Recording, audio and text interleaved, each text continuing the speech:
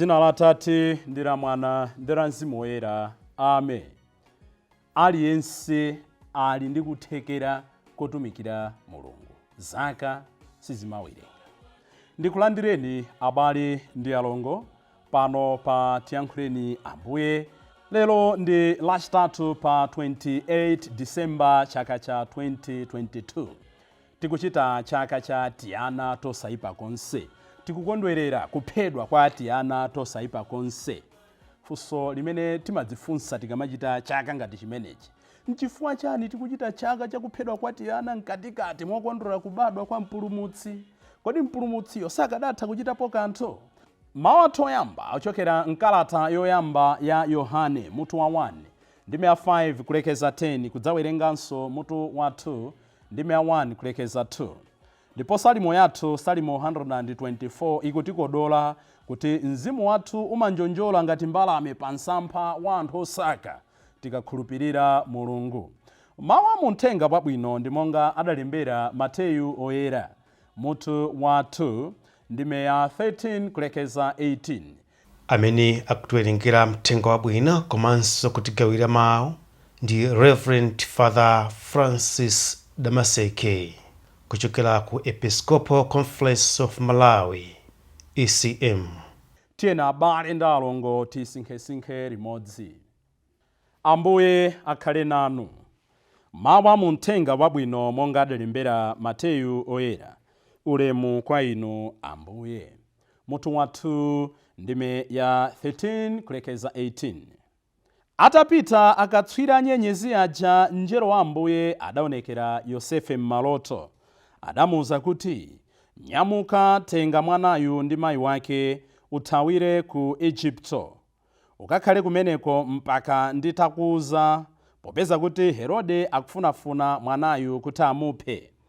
Apo Yosefe adadzuka usiku omwewo, nkutenga mwanayo ndi mayi wake nkupita ku Igupto. Adakhala kumeneko mpaka Herode atamwalira, kuti zipherezere zimene Ambuye adayankhulitsa mneneri kuti, ndidamuyitana mwana wanga kuti atuluke ku Igupto. Herode atazindikira kuti akatswiri anyenyezi aja ampusitsa, adatuma anthu ku Betelehemu ndi ku midzi yonse yozungulira kuti akaphe ana amuna onse a zaka ziwiri kapena kucheperapo. Zaka zimenezi adawerenga potsata mmene adamvera kwa akatswiri anyenyezi aja za nthawi imene iwowo adayionera nyenyeziyo. Pamenepo zidachitikadi zimene mneneri Yeremiya adanena kuti, mawu akumveka ku Rama, kulira ndi kubuma kwambiri. Rakele akulira ana ake, akukana kumtonthoza chifukwa ana ake asowa. Mthenga wa Ambuye. Ulemu kwa inu Ambuye Yesu Khristu. Tiri mkatikati mwa chikondwerero cha kubadwa kwa Ambuye Yesu. Chikondwerero chimenechi chikuyenera kuti chidzaze mitima yathu. Nzododometsa tsono kuti mkatikati mwa chikondwerero chimenechi tikusinkhasinkha, tikukambirana za nkhani yomvetsa chisoni. Ndipo tikumva kuti mneneri Yeremiya adalosa. Rakele akulira, ana ake aphedwa, ku Rama kuli mfuwu, akukana kutonthozedwa chifukwa ana ake aphedwa. Tiana Tosaipa konse. Nchifukwa chani Ambuye Yesu, nchifukwa chani Mulungu sanalolere kwazindikiritsa makolo ati ana timeneti kuti athawe nato? Mafunso amenewa amabwera m'moyo mwathu. Nchifukwa chani Mulungu sanalole kutiteteza Tiana timeneti? Tiana tikunena kuti Tosaipa konse. Nchifukwa chani analola kuti zimenezi zichitike? Awatu ndi mafunso amene timakhala nawonso pamene mwina m'nyumba mwathu mwationekera zovuta zimene sitimakhulupirira. Pemphero lake nkumati, Ambuye chonde, munthu amene timadalira pa khomo pano ndekhayu, chonde Ambuye, chonde, chaka chimodzi chokha akhaleko ndi moyo. Mukumaliza pemphero munthu nkumagona apa. Timafunsa kuti, Ambuye mmaloleranji zimenezi? Nchifukwa chani anthu osachimwa konse amakumana ndi zipsinjo zosiyanasiyana m'moyo? Atumiki a Mulungu akumana ndi zipsinjo zosiyanasiyana. Nchifukwa chani? Nde imene isinkhani yoti tingakambe tsiku limodzi, pamenepo ndi pamene paja timanena kuti the problem of evil, divine providence and the problem of evil. Mulungu amalola zimenezi kuti aonetse ukulu wake, aonetse dzina lake. Choyambirira ndi chimenecho. Chachiwiri amafuna atikumbutse kuti moyo uno sindife amene tili in charge of, ndi Mulungu, ndipo amalola kuti tidutse mu nyengo zimene timadutsazo pa zifukwa zake. Tidziwe ukulu wake, komanso tizindikire kuti amene wabadwa is enough to die, is old enough to die. Timakhazikika chifukwa chonene tidazolowera mmene moyo umayendera, kuti timaona ngati kuti basi zaka 10, 15, 20, 30 zimene ndi zaka kayi zokhazikika. Mawa tsiku la lero, kuphedwa kwa Tiana timeneti, chaka chimene tikutipanga tsiku la lero, chikutipatsa maphunziro ambiri oti timvetse m'moyo mwathu. Loyamba ndanena kale kuti Mulungu amafuna ukulu wake uonekere. Chachiwiri nchonena kuti palibe msinkhu umene tinganene kuti unde msinkhu otumikira Mulungu.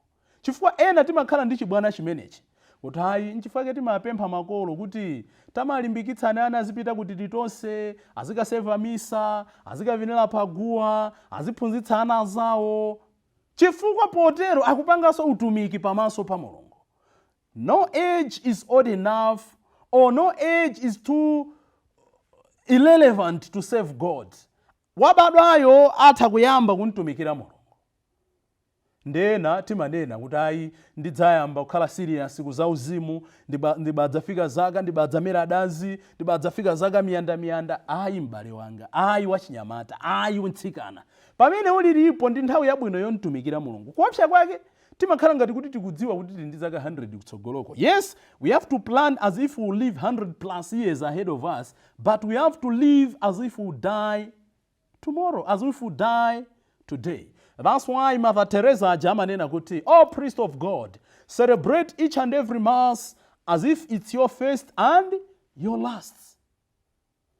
Tsiku lakufa silidziwika. Inde tikondwera kuti Mesaya anabadwa, Mesaya ali pakati pathu, koma Mesaya atha kutikodola tsiku lililonse la moyo wathu.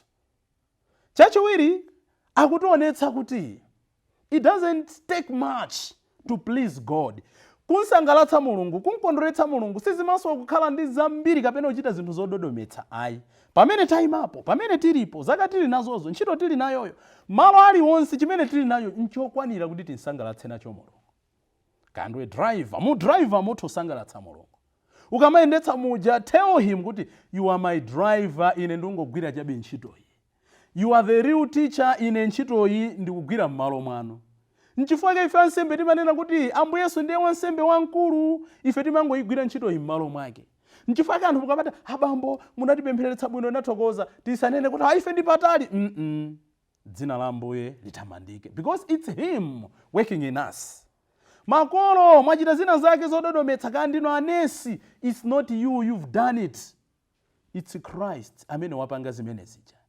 Akutionetsa chaka ichi kuti sizitengera zinthu zododometsa kuti tinkondweretsa Ambuye. Pena paliponse pamene ndayimapo. Nchifukwa timayenera kuti tikamayigwira ntchito ina iliyonse imene tapatsidwa, we should do it to the best of our abilities, because ndikokwanira kuntumikira Mulungu pamene tayimapo. Chachitatu, Ambuye Yesu potipatsa chaka ichi afuna atikumbutse, ationetse kuti ma decisions amene ife adindo timakhala nawo, ma ambitions amene timakhala nawo, ngati sititsogozamo dzina la Mulungu, titha kukhala anthu ankhanza monga Herode.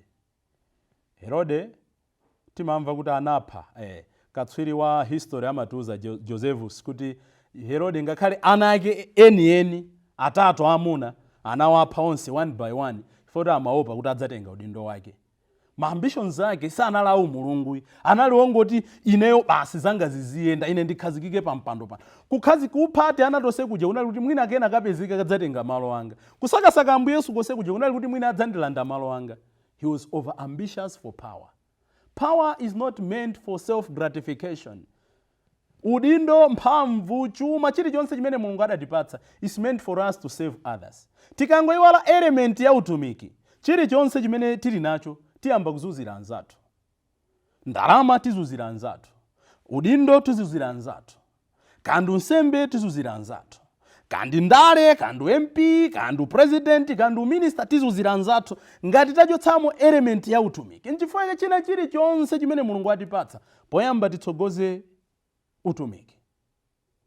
Pamene mwayimapo, zimene muli nazozo, mudzifunse tsiku la lero. Mumatumikira nazo bwanji ena. Ma decisions amene ife timapanga, amene tili pamwamba, amene tili pathuvu, amapanga affect ena. Sangaoneke kuti afa literally ngati Tiana iti, koma mioyo yawo ya zina akufa. Chifukwa cha zibwana kundale, ndana angati amene akufa ku moyo wa maphunziro. Chifukwa cha chibwana cha atsogoleratu, ndanthu angati amene afa ndi ngozi za pansewu, zimene zikanatha kukhala avoided, ikanakhala misewu yathu idakonzedwa. Chifukwa cha chibwana, ndanthu angati amene afa chifukwa cha njala. Osati kuti Mulungu sanatipatse mvula, osati Mulungu sanatipatse minda, koma chifukwa nena kuti tinchere tina tothira mmenemo, timenera kukhalapo, koma chifukwa cha wina adanyambita ndalama zimenezo, wina wake akufa ndi njala. Mukatero mwasanduka Herode. Ndanthu angati masiku ano akuolera ndende ndi kukamba pano, chifukwa chonena kuti wina wake adalolera kulandira ndalama ndi kupotoza nkhani akudziwa choona, mudasanduka Herode. Ndanthu angati ndi kukamba pano analephera mu business yawo chifukwa ena adayika chiphanzi kuti awasayenda nafe, awasamatombera m'manja. Ndanthu angati awonongedwa mbiri ndi kukamba pano chifukwa chonena kuti amene aja amandiopseza athodzalanda udindo wanga. Tidasanduka Herode. Our decisions are making other people to suffer and die emotionally, die psychologically, die socially.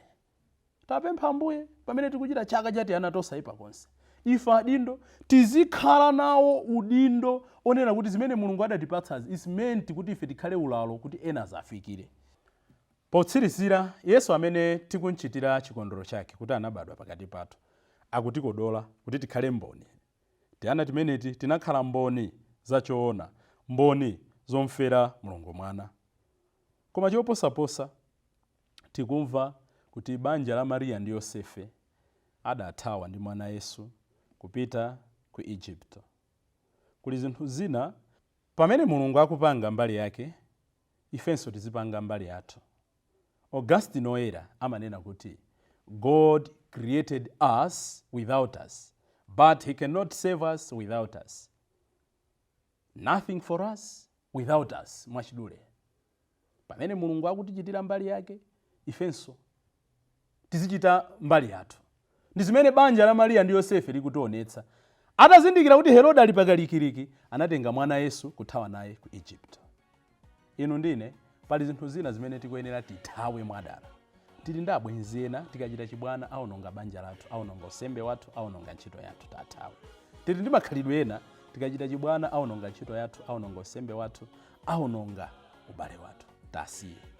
Tili ndi zinthu zina, mahabits ena amene tikakakamira akutiononga.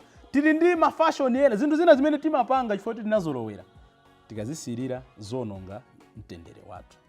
Tapempha Ambuye mwa Tiana Tosaipa konse kuti tinchitire umboni, ngakhale nthawi zina ndi misozi, ngakhale nthawi zina ndi magazi, ngakhale nthawi zina ndi moyo wathu omwe. Ndife okonzeka bwanji kunchitira umboni Ambuye Yesu? Patokha sitingakwanitse, tipemphe Mzimu Woyera ayende nafe atiperekeze. Dzina la Atate ndi la Mwana ndi la Mzimu Woyera. Amen.